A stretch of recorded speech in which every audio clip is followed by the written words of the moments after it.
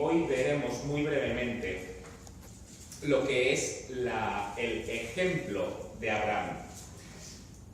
El propósito que tiene el libro es que los lectores a los que va dirigido no abandonen la fe. Ellos estaban en peligro de abandonar la fe porque estaban siendo perseguidos por sus compatriotas y les decían que volvieran al judaísmo. Y ellos estaban empezando a considerar esto de una forma seria para volver. De hecho, algunos lo habían hecho.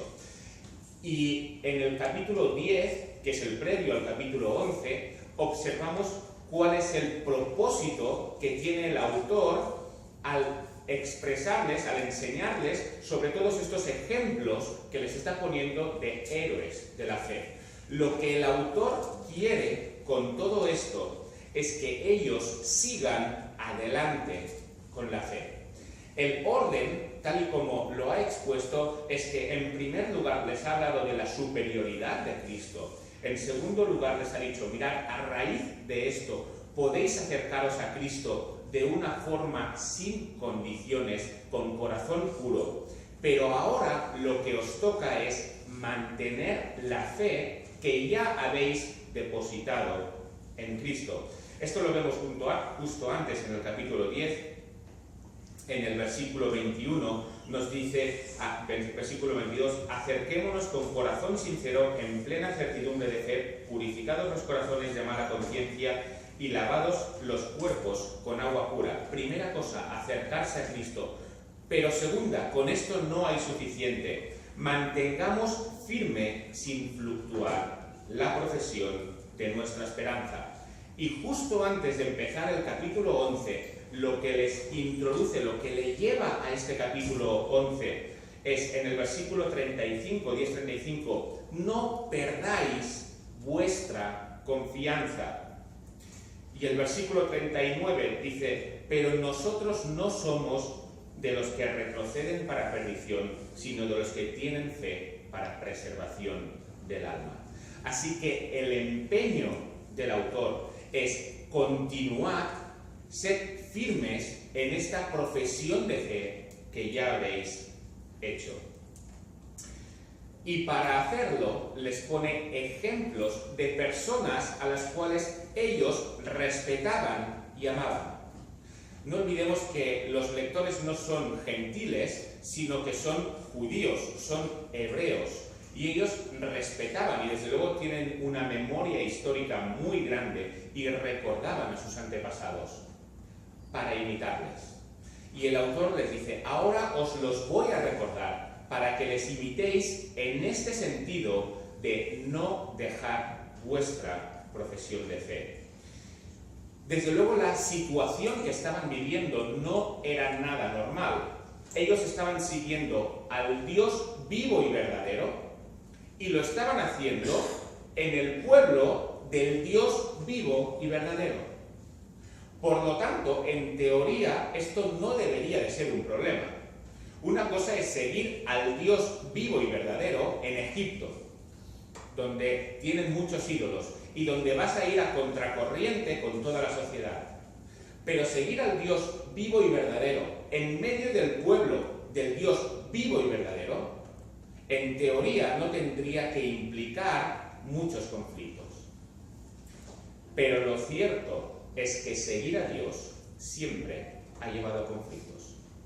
Incluso en medio del pueblo del Dios vivo y verdadero. Y para que esto no les desanime y lleguen a dejar la fe, el autor les expone todas estas vidas para que aprendan de ello.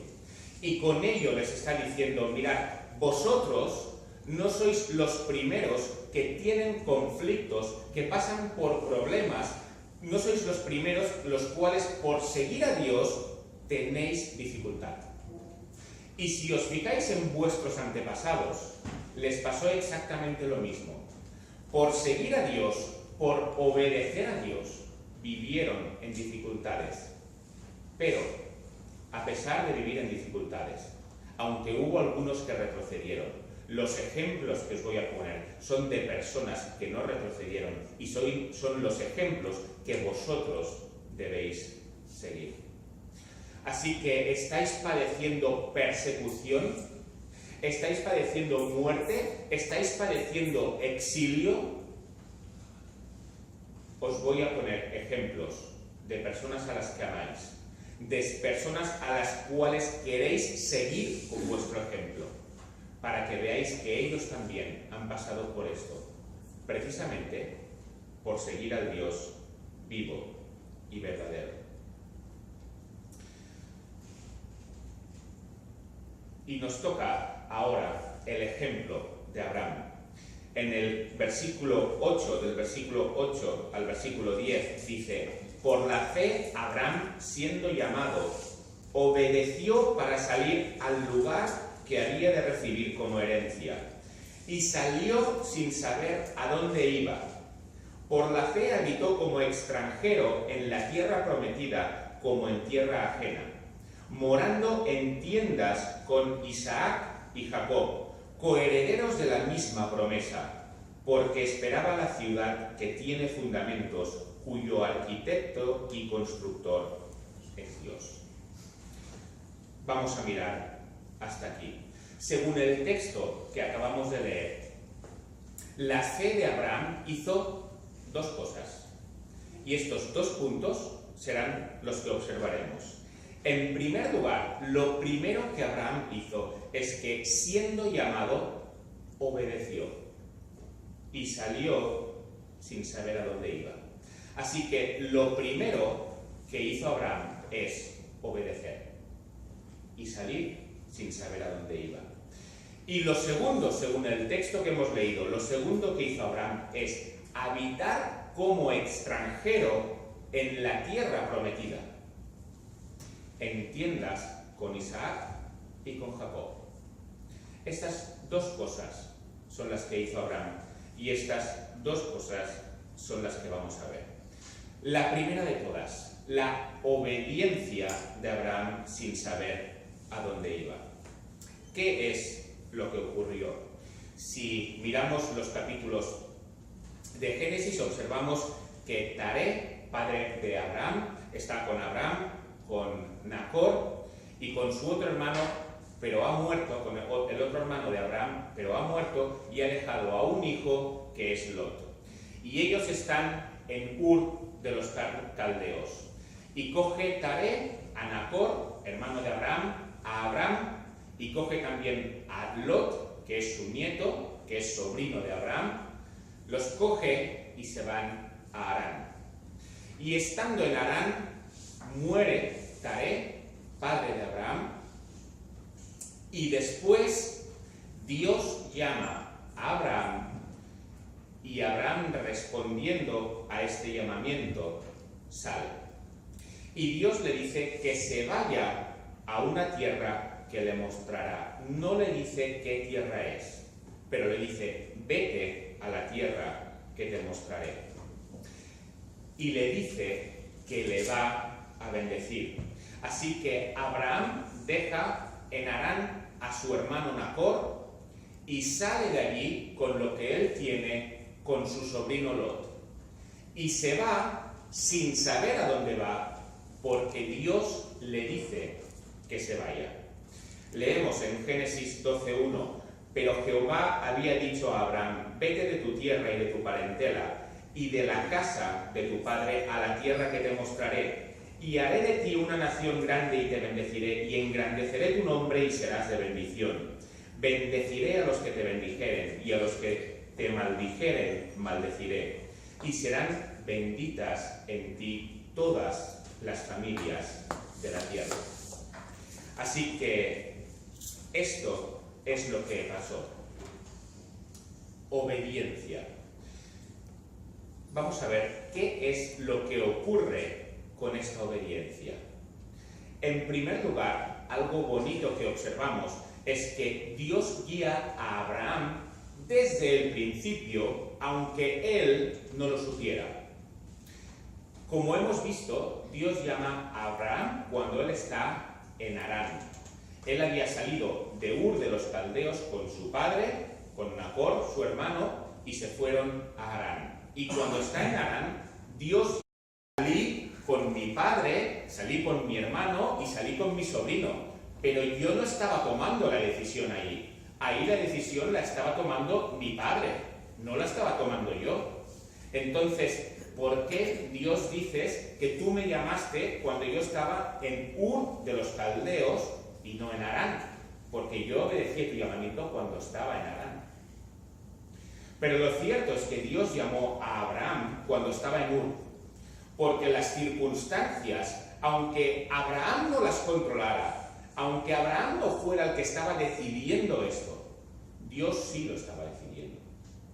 Y lo que estaba pasando, aunque no fuera una decisión de Abraham, sí era una decisión de Dios y sí formaba parte del llamamiento de Dios a Abraham.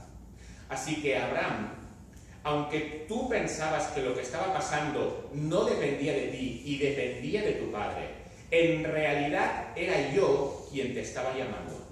Aunque tú no controlaras las circunstancias, aunque no lo hicieras expresamente, era yo quien te estaba llamando. Así que yo te saqué de Ur de los Caldeos.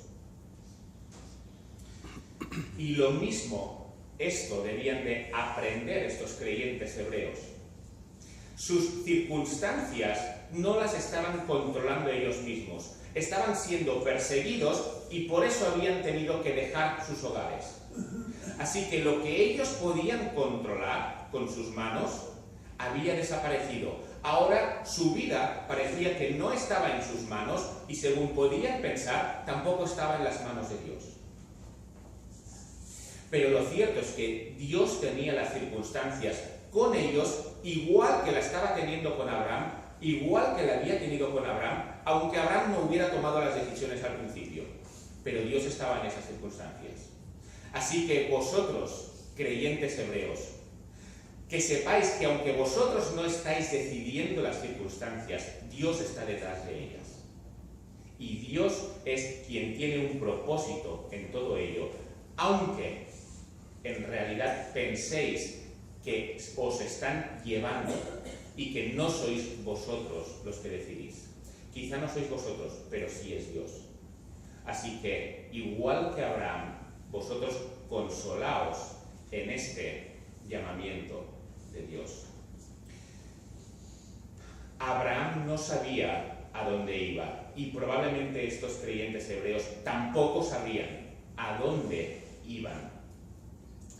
Pero lo que les está diciendo el autor con el texto es: lo importante no es que Abraham supiera a dónde iba a ir.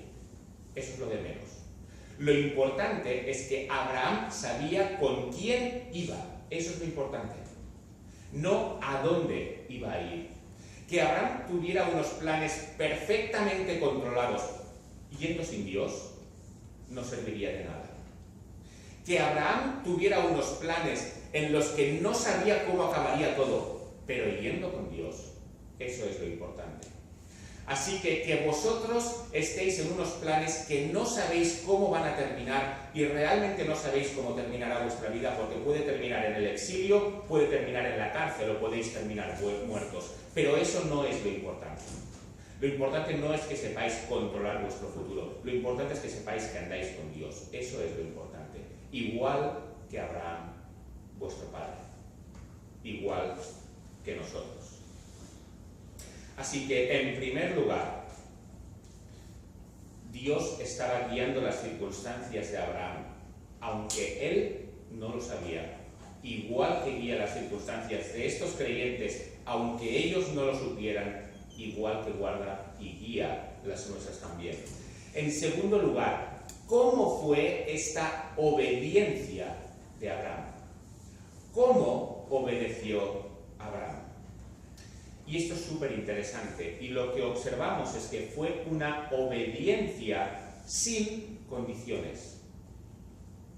Fue una obediencia en la que Abraham obedeció sabiendo que estaba obedeciendo a Dios y ya está.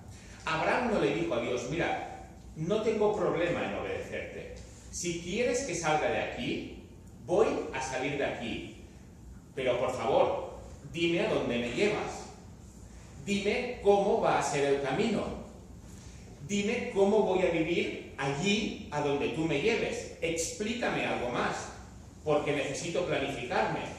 Y una vez hayas puesto delante de mí el planning de mi vida, yo miraré el planning de mi vida que tú me has hecho y probablemente te obedezca. Pero ya tendré algo para saber si quiero hacerlo o no quiero hacerlo. Pero lo que me estás diciendo es solo que me vaya. Y ya está. Por favor, explícame más, que yo pueda evaluar bien lo que tú me das y entonces decidiré si obedecer o no obedecer, aunque posiblemente obedezca. Y probablemente vaya a obedecer. Pero por favor, dame más detalles porque necesito más detalles. Esto no es lo que hizo Abraham, ¿verdad? No le importaron los detalles. No esperó a tener su futuro un poco más claro para salir, sino que lo que le importó fue: Dios me llama, yo salgo. ¿A dónde vas a ir, Abraham? No lo sé. Pero entonces, ¿cómo es que te vas? Porque Dios me llama. Pero quizás Dios te lleva a algún sitio donde tú no quieres estar. No me importa. Lo que quiero es andar con Dios. Así que no me importa el plan que Dios haya creado para mí en adelante, y no tengo que saber este plan anticipadamente para obedecer a Dios, sino que lo único que tengo que saber es que estoy obedeciendo a Dios y con eso me basta. Esta es la obediencia de Abraham. ¿Por qué Dios no le dijo a Abraham más detalles cuando se los podía haber dicho, pero se los fue dando con el tiempo? Porque de esta forma se ejercita la fe de Abraham. Si Abraham tiene un plano detallado cuando sale, tendrá fe, desde luego, pero no será necesaria tanta fe porque ya sabrá todo lo que le va a acontecer. Pero Abraham no tiene un plano detallado, así que su fe se hace todavía más importante. Y de esta forma observamos cómo la fe de Abraham era una fe que en lo único que descansaba no era en lo que veía, sino que era en Dios. Porque en realidad no estaba viendo nada, lo único que sabía era la palabra de Dios de vete, y ya está. De esta forma obedeció Abraham, de esta forma debían obedecer estos hermanos hebreos, y de esta forma debemos de obedecer nosotros. Jesús dijo una vez: ¿por qué me llamáis Señor, Señor, y no hacéis lo que yo os digo? La fe y la obediencia van de la mano. La una sin la otra no pueden ser. Abraham tuvo fe y Abraham obedeció. Y los ejemplos de fe que pone el autor son personas que tienen fe y que obedecen. Es más, en muchos casos ni siquiera se nombra la fe que tienen. En las personas que ha nombrado antes de Abraham, no se nombra explícitamente en Génesis su fe. En el primero en el que se nombra explícitamente la fe es en Abraham, cuando dice en el capítulo 15, y creyó Abraham a Dios. Ahí está teniendo la fe. Pero en los anteriores, Génesis no nos nombra su fe, pero el autor da por sentado que tienen fe porque tienen obediencia. ¿Por qué? Porque la obediencia y la fe van de la mano.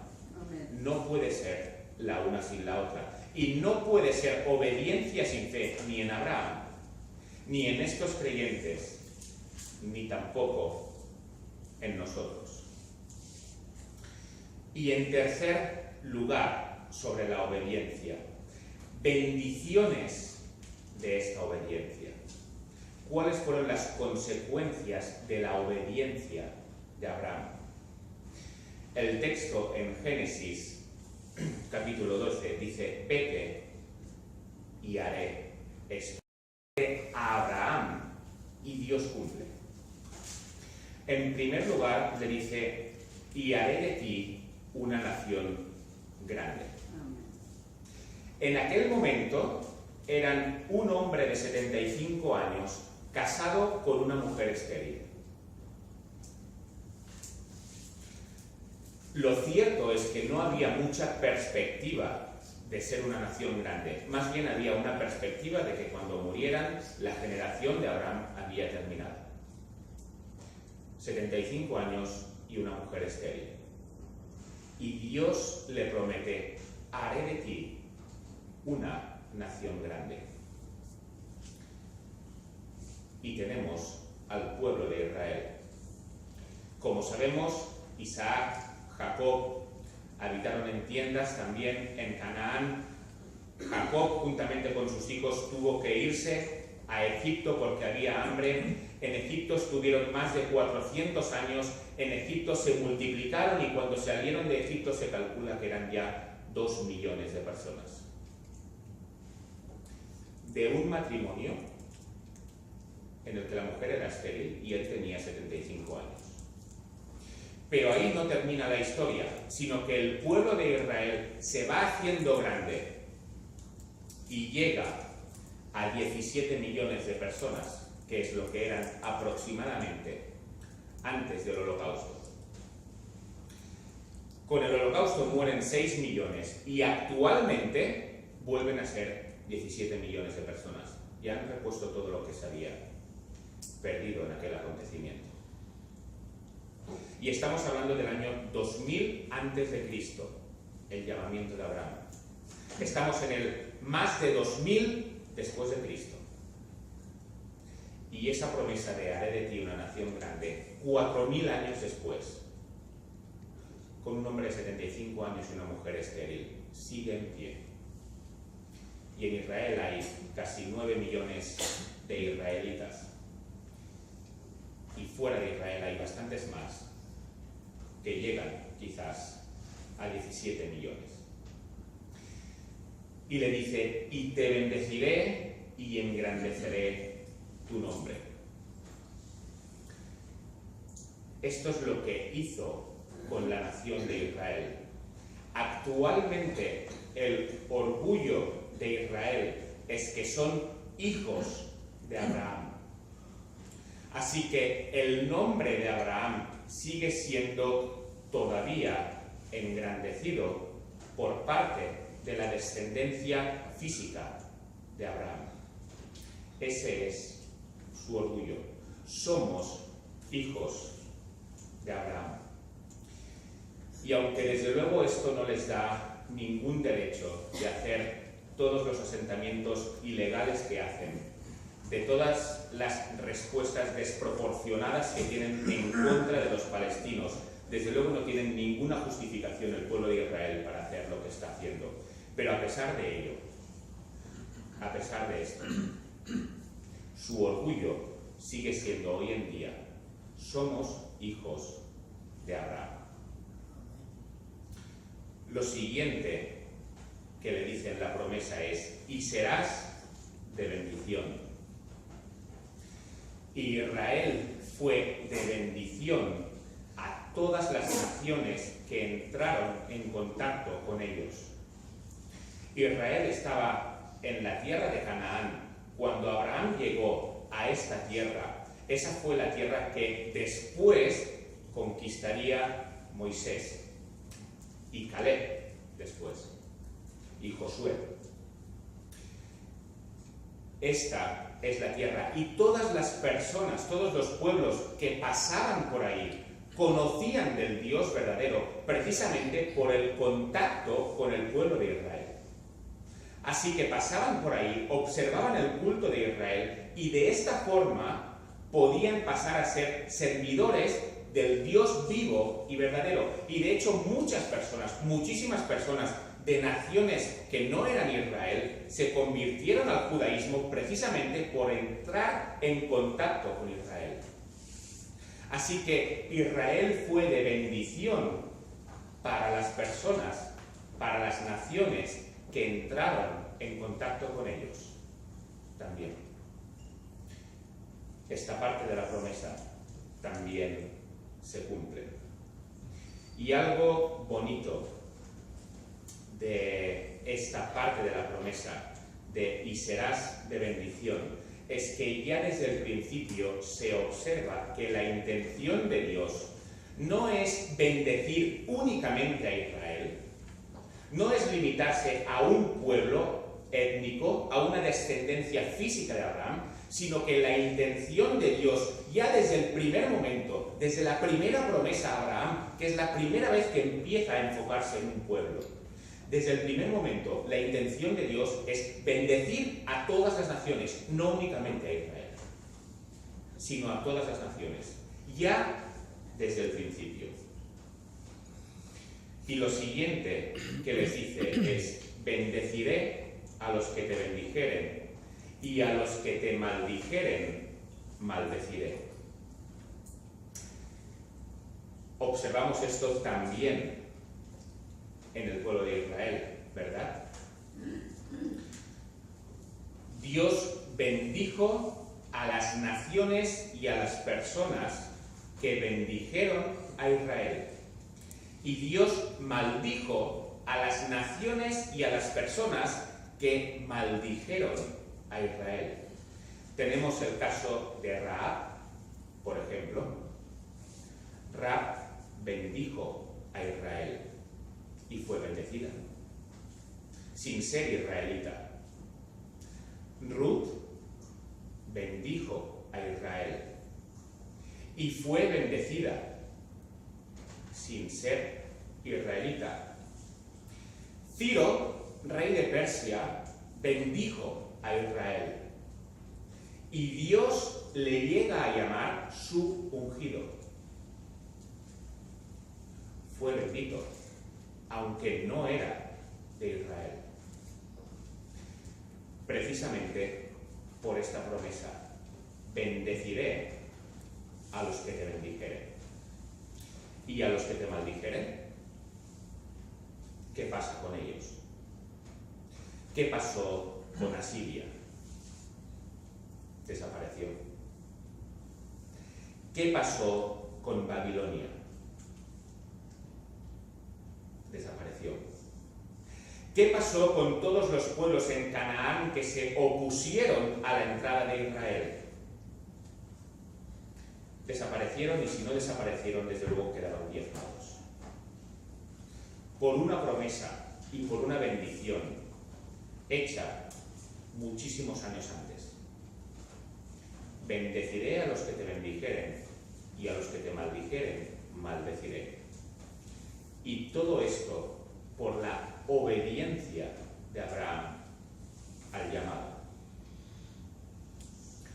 Y serán benditas en ti todas las familias de la tierra. Durante el antiguo pacto, todos los que entraban en contacto con Israel y querían conocer al Dios verdadero eran bendecidos.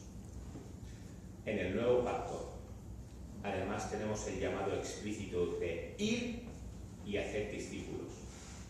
Así que todo el mundo puede conocer el Evangelio y es bendito en la simiente de Abraham, que es Jesús. Y la pregunta es, ¿termina aquí el cumplimiento de estas promesas que Dios hizo a Abraham por su obediencia? Desde luego Dios habría cumplido todas estas promesas, lo hemos visto muy brevemente una por una, y Dios habría cumplido todas estas promesas. La pregunta es, ¿terminan aquí? Pablo nos enseña en Gálatas: sabed, por tanto, que los que son de fe, estos son hijos de Abraham. Así que, si miramos ahora lo mismo que hemos visto con el pueblo de Israel, y Dios lo ha cumplido, lo podemos mirar también respecto a nosotros, porque según Pablo, nosotros somos hijos de Abraham y por tanto nos corresponden las bendiciones de Abraham. No somos la simiente física de Abraham, es cierto, pero sí hemos sido injertados en la simiente de Abraham por la fe. Por lo tanto, esto que le corresponde a Abraham también nos corresponde a nosotros. ¿Qué haría una nación grande? Actualmente 17 millones de judíos aproximadamente. No está mal. Pero si nos fijamos en la descendencia importante de Abraham, la que cuenta, la descendencia espiritual de Abraham, se calcula que actualmente hay unos 2.000 millones de cristianos en el mundo. Es la religión mayoritaria. 17 millones, desde luego no está mal. Pero 2.000 millones en todo el mundo. No hay ninguna nación más grande. A un hombre de 75 años con una mujer estéril. Bendijo a Israel y nos ha bendecido a todos nosotros, según Pablo en Efesios, con toda bendición espiritual. Ya lo ha hecho, no es que lo hará, es que ya lo ha hecho. Engrandecer el nombre de Abraham. Hay judíos que utilizan el nombre de Abraham de una forma orgullosa. Somos hijos de Abraham y por ello, no todos, pero sí por desgracia bastantes, y por ello tenemos derecho a hacer todo lo que hacemos, aunque en realidad no tengan ningún derecho a hacerlo. Nosotros, según este texto, somos hijos de Abraham también, y del Abraham espiritual, que es el que cuenta. No tenemos ningún derecho a enorgullecernos de esto, por supuesto, pero si la fe de Abraham es la nuestra y él es nuestro ejemplo de fe, entonces engrandecemos también el nombre de Abraham. Ser de bendición para todas las naciones. En aquel momento, las naciones que entraban en contacto con Israel eran bendecidas. Actualmente, todas las naciones son bendecidas cuando entran en contacto con el cristianismo. Y ahora no recuerdo exactamente, pero supongo que son todas las que hay en la tierra. Todas. Hace 2 semanas estaba hablando con un misionero y el país del que es este misionero tiene un 99% de cristianos. 99%. Naciones bendecidas porque entran en contacto con la fe de Abraham. Bendeciré a los que te bendijeren y a los que te maldijeren, maldeciré. ¿Cómo hemos visto esto pasó con el pueblo de Israel? La pregunta es, ¿ocurre hoy también? ¿Quién va a responder por todos estos cristianos perseguidos? Si las naciones de Siria, Asiria, Babilonia, los cananitas, todos los que maldijeron a Israel tuvieron su maldición y Dios la hizo, aunque muchas personas que recibieron la maldición de estas naciones no vieron cómo Dios las maldecía, desde luego. Pero si Dios cumplió esta promesa cuando las naciones fueron en contra de Israel, Dios cumplirá esta promesa cuando las personas van en contra de la descendencia espiritual de Abraham. Igual que protegió a la descendencia física de Abraham, protegerá a la descendencia espiritual de Abraham.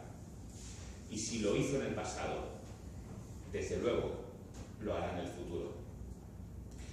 Bendeciré a los que te bendijeren.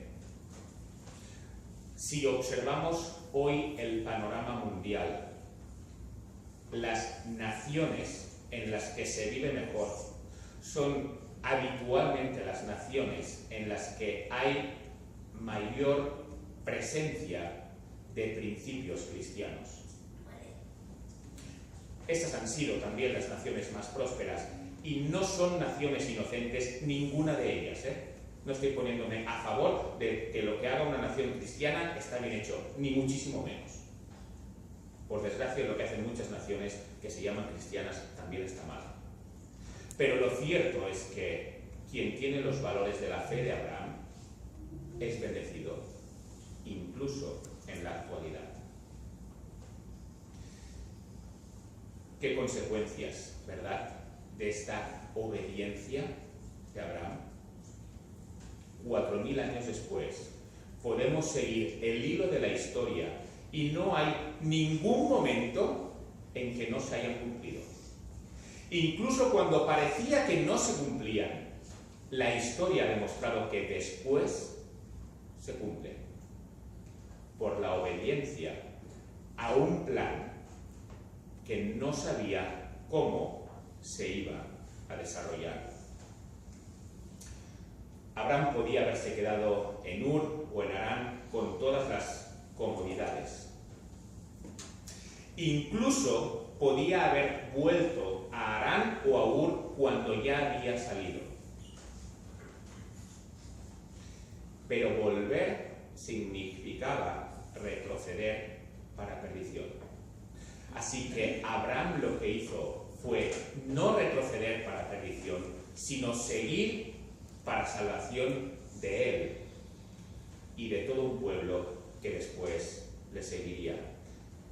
Para estos creyentes hebreos, lo importante, lo que debían de aprender de lo que hacía Abraham, es que lo importante no era quedarse donde estaban bien, igual que Abraham no se quedó donde él estaba bien, sino que tuvo que irse a lugares donde, como veremos ahora, vivió como extranjero.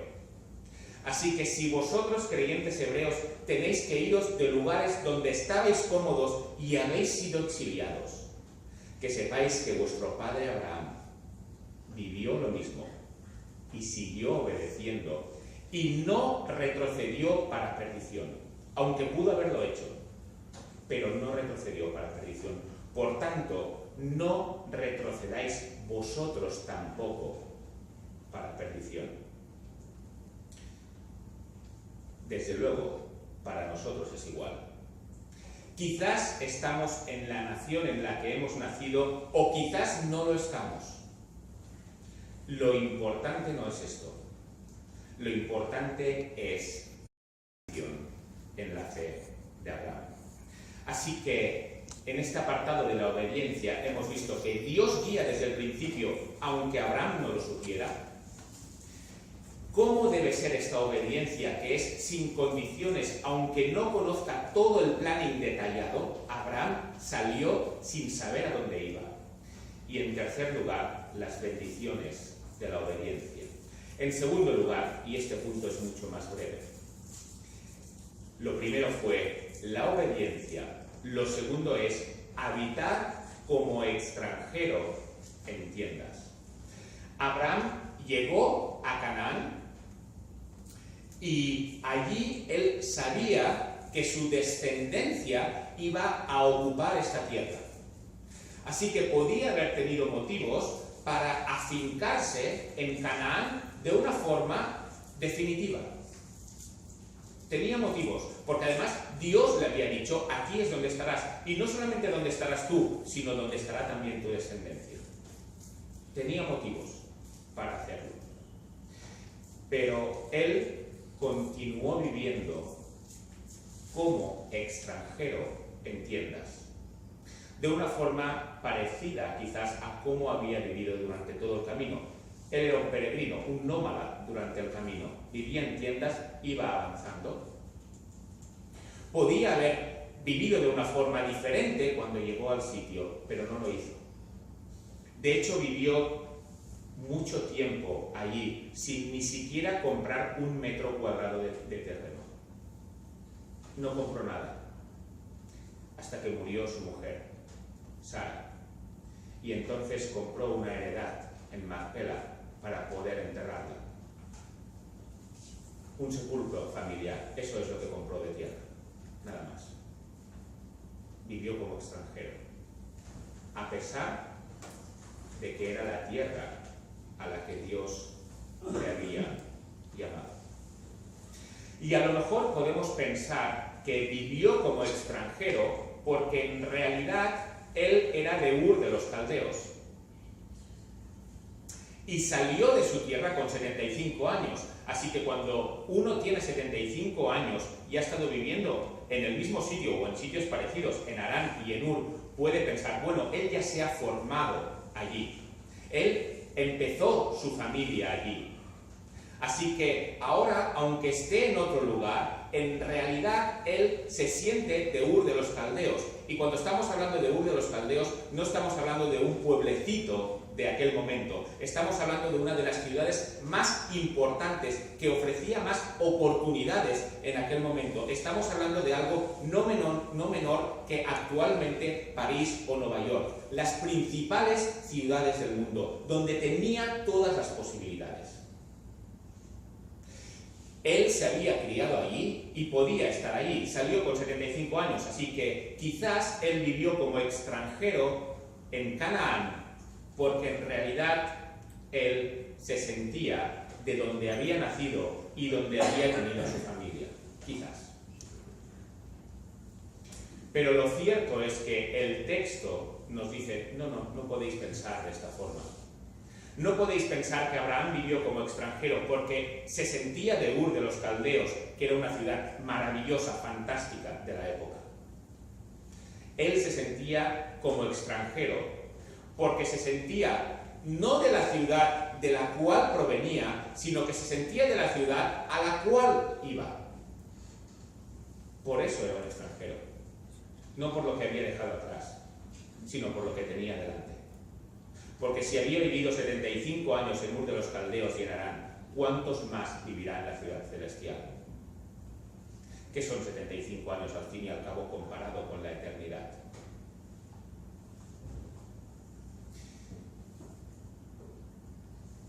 Él era extranjero de la patria a la cual iba. Y nos dice el texto que es porque es la ciudad que tiene fundamentos. Los fundamentos nos hablan de rigideza, de seguridad. Algo que tiene fundamentos es algo que difícilmente se va a hundir.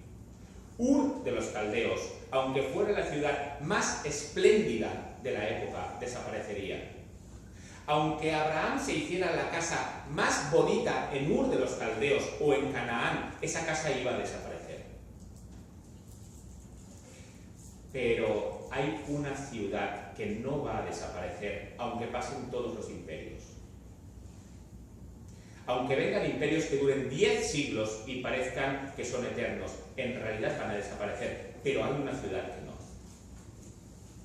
Y esa es la ciudad celestial, porque los fundamentos los pone Dios. Y las casas y los imperios que crean los hombres tienen la misma naturaleza que los hombres y es efímera porque los hombres somos efímeros. Pero lo que crea Dios es eterno en comparación con lo que crea el hombre.